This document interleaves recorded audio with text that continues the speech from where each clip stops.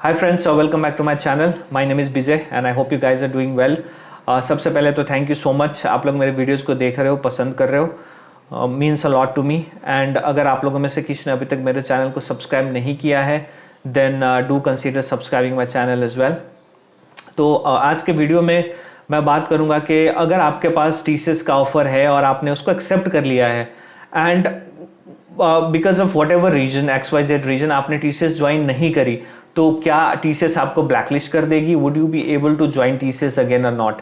और ये काफ़ी जेन्युइन क्वेरी भी है बिकॉज आप लोगों में से काफ़ी सारे लोगों ने मेरे को लिंक्डइन पे भी रीच आउट करा है फॉर द सेम क्वेरी, और सिमिलर क्वेरीज भी काफ़ी सारे कमेंट सेक्शन में भी आए हैं. तो इसके बारे में डिटेल में बात करूंगा मैं इस वीडियो में. तो सबसे पहले तो देखो, ब्लैकलिस्ट एंड रीहायर ये दोनों अलग चीजें हैं, बट देन पता नहीं क्यों मार्केट में TCS के कंटेक्स्ट में दोनों सॉर्ट ऑफ सिमिलर तरीके से ही यूज होती है, but then these two are very different thing. ठीक है, तो देखो रीहायर क्या हुआ. रीहायर इज लाइक अगर आपने एक बारी कंपनी छोड़ दी तो क्या आप वापस उस कंपनी में आ पाओगे? That is rehiring. ठीक है. और what is blacklisting? Blacklisting would be कि अगर आपने कुछ ऐसा कुछ कर दिया जो कंपनी के कोड ऑफ कंडक्ट के अगेंस्ट है, ठीक है, जो कंप्लीटली अनएथिकल है, जो कंप्लीटली अनप्रोफेशनलिज्म है. ठीक है, अगर वैसे चीजें अगर आपने कर दी तभी कोई कंपनी आपको ब्लैकलिस्ट करेगी. ठीक है, तो और TCS के केस में भी बिल्कुल सेम है. अगर आपने कुछ अनएथिकल चीजें कर दी है या तो कुछ कोड ऑफ कंडक्ट के अगेंस्ट कुछ कर दिया है, जो आपको पता होगा कि जब भी आप कोई भी ऑर्गेनाइजेशन ज्वाइन करते हो तो आपको ज्वाइनिंग डे के टाइम पे बहुत सारे डॉक्यूमेंट्स, कोड ऑफ कंडक्ट्स और बहुत सारे डॉक्यूमेंट्स आपको साइन करने पड़ते हैं और आपको एक्सेप्ट करना पड़ता है, राइट? तो अगर आप उन सब चीजों में जो कुछ मेंशन है, अगर आपने वैसा कुछ कर दिया तभी आपको कंपनी ब्लैकलिस्ट करेगी. ठीक है, अब मैं आपको बता दूं, और अगर तो आपने मान लो आपने जिस दिन TCS ज्वाइन करी है उसी दिन भी आपने अगर रिजाइन कर दिया तब भी आपको कंपनी ब्लैकलिस्ट नहीं करेगी.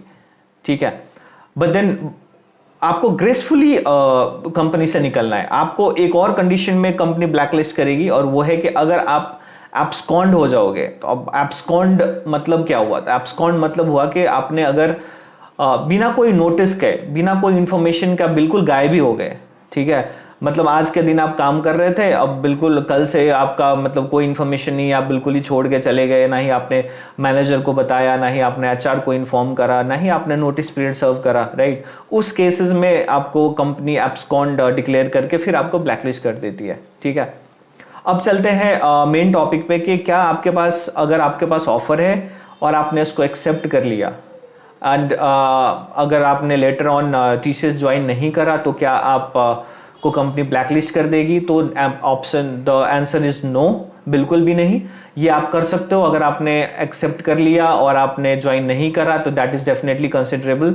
और आप वापस से भी अप्लाई कर सकते हो and you will be eligible to join TCS next time as well. ठीक है, क्योंकि रीहायर वाला फंडा तभी आता है जब आपने एक बारी कंपनी ज्वाइन कर ली ऑफिशियली और फिर आप छोड़ के चले गए, तब आपको रीहायर नहीं करते हैं. बट देन ये बहुत ही सब्जेक्टिव चीज है. ठीक है, रीहायर पे मैंने एक डिटेल में वीडियो भी बनाया, आप लोग जाके देख सकते हो.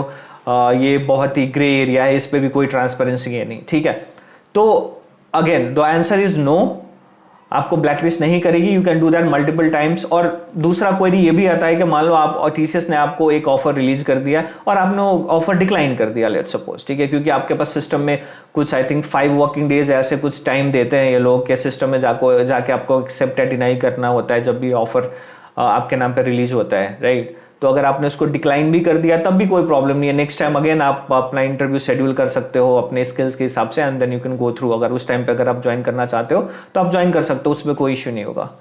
ठीक है, अब मेन चीज ये है कि देखो, अगर आपने कंपनी ज्वाइन करी है और अगर आप कंपनी से ग्रेसफुली निकले हो तब कोई भी कंपनी आपको ब्लैकलिस्ट नहीं करेगी. लेकिन जैसे मैंने आपको पहले बताया कि अगर आप एब्सकॉन्ड हो जाओगे तो फिर तो डेफिनेटली TCS ही नहीं, बाकी और भी कंपनीज आपको ब्लैकलिस्ट कर देगी. तो thank you so much for watching this video and do consider subscribing my channel.